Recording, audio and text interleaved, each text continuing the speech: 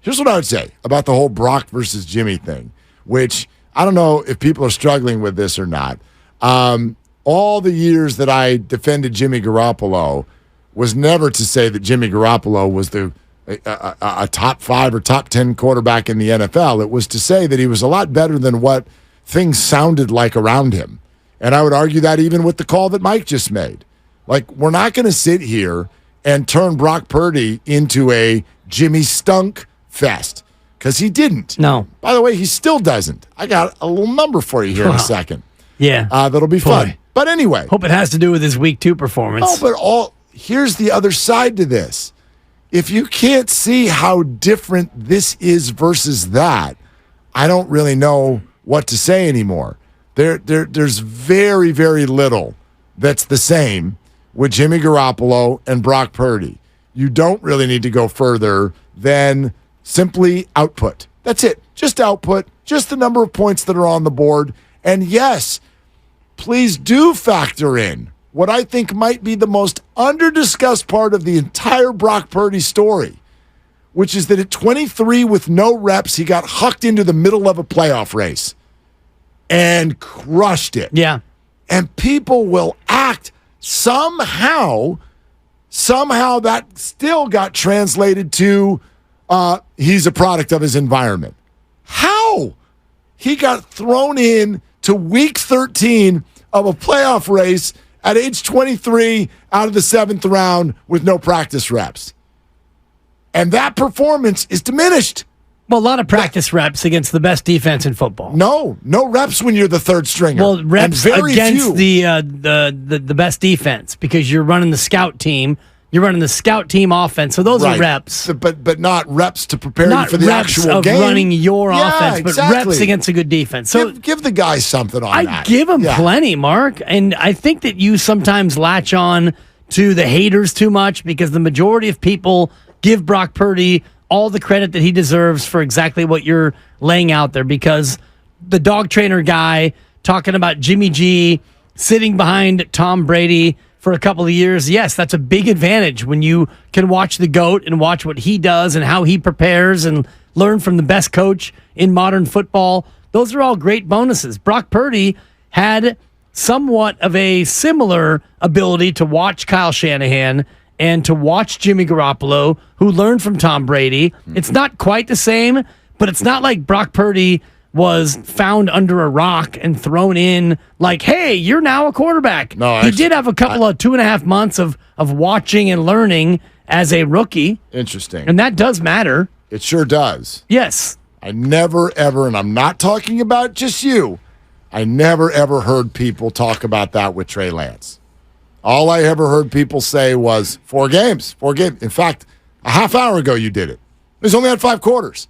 Oh, but Brock, we're going to say that part of Brock's reason for being good is because he got to watch Jimmy and he got to be around Kyle. Yeah, and I said 5 quarters as we were talking about sample size. Right, but again, then we have to do that with Brock as well.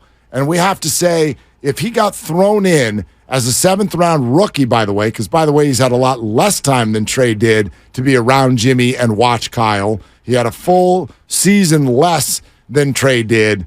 All I'm saying is that is under-discussed.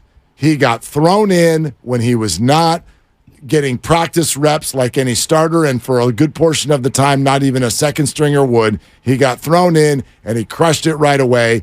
And when you say I acknowledge the haters too much, yeah, there's the haters, but even the lovers, to me, or acknowledgers, if you will, to me, it doesn't go far enough.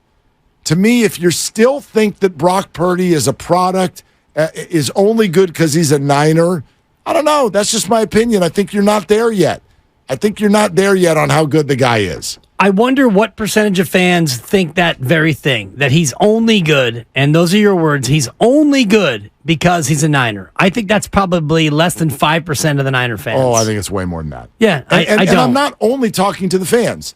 This can be a fan of any team. Sure, national people. We talk about quarterbacks. We talk about Jalen Hurts and how convinced we are of him. We talk about Justin Herbert and how convinced we are of him. Right. Yet does not have the resume items that Brock Purdy does. That's all I'm saying. That's all. I think there are a lot of people, whenever I need to see more. Do you really? You really need to see more? In order to believe, I don't know why you would need to see more. He's won every single game that he's ever quarterbacked that he started and finished. And, he came in against Miami. They were trailing, and they won the game. And he quarterbacked against Philadelphia. They were trailing, and he got knocked out, and they lost the game. But every other game that he started and he finished, they've won. And the majority of those games haven't been that close. He was down against the Raiders, and he led them back against an overmatched team. But he gets credit for that because they were trailing on the road, down 10, and he got the win. 888-957-957. Skills and Vallejo with Willard and Dibs. Hey, Skills, what are you doing? Hey, what's up, Willard? What's up, Dibs? I just ate a giant pork chop, and I'm hurting right now. But oh, my goodness. Call it anyway and just make a couple points about the Niners. Nice. Okay, let's do it. All right, well, you guys are talking about Brock, and one of the things, we're 2-0 right now, all right, and we beat two teams who have been, most people thought would be good teams this season, right? We should be excited. When I say we, I mean fans and stuff, but there's so many fans who I'm hearing, not just here on the radio, but just everywhere, not happy. And we're not winning a certain way. We're not doing this. We're not doing that. Brock and the deep balls. But I want to just target Brock and the deep balls real quick. Is that I think one reason why people are concerned about all the deep balls he missed against the Rams last week, there's sports trauma, and I think a lot of people might be still traumatized from the deep ball Jimmy missed in the Super Bowl a few years ago. And every time you see that happen, because I know I for one as a Giants fan, anytime I see Wilmer Flores check a swing, I flash back to that horrible game against the Dodgers 2 years ago. Yeah. And it's just a theory I want to throw out there.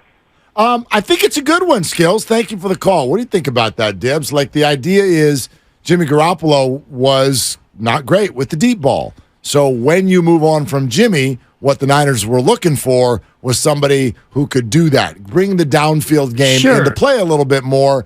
Trey Lance turns out to not be that guy. Now you end up with Brock Purdy, and if he struggles with the same thing, some people feel like they're a little bit back to square one. They're not, but I agree that some people feel that way. I can understand why people feel that way, but for me, the bigger question is why don't they run more deep routes? And Kyle Shanahan doesn't call a lot of deep throws. Is it because he doesn't like incomplete passes? Is it because he doesn't feel like his quarterbacks can make those throws? Or is it because he doesn't want to get mad like he did on Sunday? Because there were deep throws there. Deebo Samuel runs a great route, and there were other route combinations that were underneath, and you saw 4 Rams guarding 2 Niners, and Deebo beats his man, and there is no safety help over the top, and Brock Purdy missed him, and he missed him by about 7 yards. If he throws that ball to the middle of the field with a little bit more air, it's an absolute gimme touchdown, but Brock missed it, and Kyle Shanahan covers up his face, and you could see that the temples are flaring, and the face got red, and he's mad. So is that a byproduct of Brock not being able to connect, or Kyle taking very few chances, and when they don't connect, he doesn't want to do it, or all the above? Well, I do wonder about the sort of analytics brain of Kyle Shanahan and the fact that he may feel like going vertical is not a great play. And there was a big maybe it was just some stats that were thrown out. The deep ball is down in the NFL, is the quick takeaway. I don't have it in front of me to give you a percentage, but teams are using the deep ball, the Al Davis ball, a lot less. This is not just the Niners. This is also the Chiefs. This is everybody. And I get it. It's a low percentage play. And not only are you maybe better off analytically just trying to move chains, you're also keeping the ball. You're keeping your defense fresh. You're keeping them off of the field. Possessing the ball is a big part of football, even if that drive doesn't end in points. So going vertical, if most of the time that means it's going to be 2nd and 10, well, I don't know if it's a great play. So, yeah, you guys might be onto something there. Well, it's risk-reward, and you nailed it, because if it's 1st and 10 and you decide you want to go deep, run the 9 route, or you go all verticals and it's incomplete, well, now you're behind the sticks and it's 2nd and 10.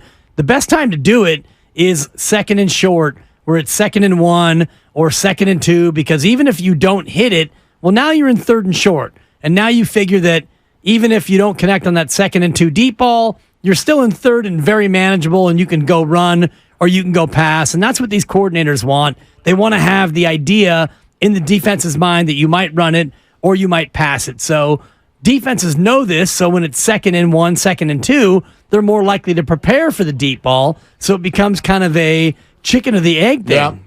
Yeah. I also think that the conversation that we're having now has kind of turned into a Brock Purdy one. But, my contention that the bar is too high, this is the product of that.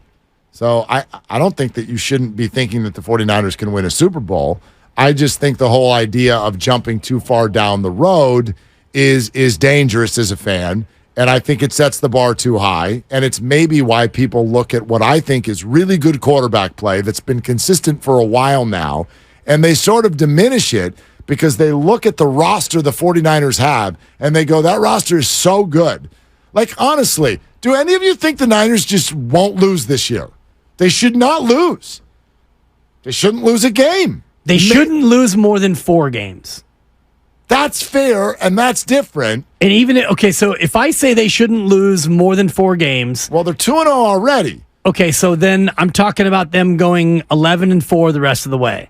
I don't think that's crazy. Like, that's not that crazy of a bar. But if I were to go through the schedule right now and find the 4, I'd be hard-pressed to find those 4 losses. Sure. Even if I said Dallas at home, at Philly, Cincinnati on a short week. But you also don't know what the hell's about to change. Of course. The calculus changes at any moment. But they're built to withstand the calculus more than any other team, I think. Like the Giants lose Saquon. How many points is he worth to the Giants in any game? 2 or 3? I wonder. Well, no, like if the spread's 10.5, there's no way it's 7.5 if he's playing. Might be 8.5. Might be 9. Vegas data will tell you that it's the quarterback. Very few non-quarterbacks change the spread. You're right. So I wonder. I don't know the answer. And the Vegas number's a little bit different than the actual number because Saquon Barkley is he their most important offensive player? If he's not the most, he's in the top 2 or 3, right? Yeah, for sure. And so I don't know. I think that's why we end up here though on the Purdy conversation is that the bar is so high for this roster that you'll look at what I think is really good quarterback play and just kind of almost shrug your shoulders. Like, yeah. I mean, they're that good. So if you go 17-25, but you miss 3 deep balls, and not saying that that's not a fair thing to be concerned about. I think it is. He's 23. I think he's going to get better. There's room for improvement, no doubt. But you're gonna diminish 17-25 for 206 yards and no turnovers. You're going to diminish that, which I think that's how we get here. I don't know. We're going to go to the phones, but I don't know if I'm trying to diminish it. No, I don't mean you. 17 completions and 206 yards is very And I know they got the win, and there's no interceptions. But that's stats. I know, but I do think that this is the Shanahan blueprint. It's okay to win with 206 passing yards. I just go 30 points. If you got 30 points, then that's a good game, and you didn't turn the ball over. That's a good game. Bud in Oakland.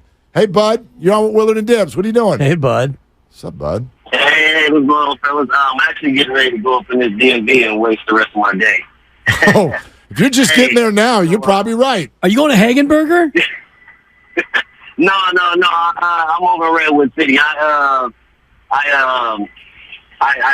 decided to go ahead and stay away from the Oakland area. Yeah, smart. I want to do a 2-hour documentary on the Hagenberger DMV, but go ahead, bud. Place is fascinating. So listen, as I like to say, I'm not a fan, but I love sports. I just have to talk sports. With you guys' question about Shanahan, you just were talking about, I'm going to just make a couple of points here. Shanahan is a little bit of a perfectionist. So it's not that he doesn't want to throw the deep ball.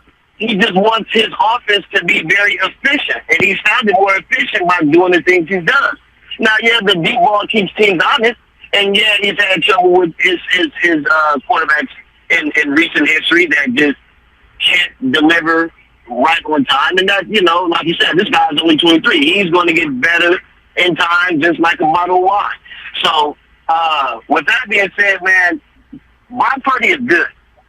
He is good. I mean, They found this guy in the 7th round. Who gets found in the 7th round and gets thrown into it? And I understand everybody's saying the team around them. And, of course, yeah, you need a good defense. Of course, you need a great defense. And if that's going to carry the guy like they carry Jimmy, although, you know, you still got to play, you got to have some quarterback play, but it's nothing wrong with that. But this guy is good looking at where they found him and how they were able to just put him in with the team, and he's balling. I mean, and I understand the Tom Brady comparisons. What, Tom Brady was either the 6th round or the 7th itself? And granted, he did play at Michigan. He did do a lot at Michigan. You know, he did ball. But I can understand the comparisons there. And this guy is showing you that he can ball. And that's all that matters at the end of the day, man. Well, no doubt, Bud. Thank you very much. We got to cook.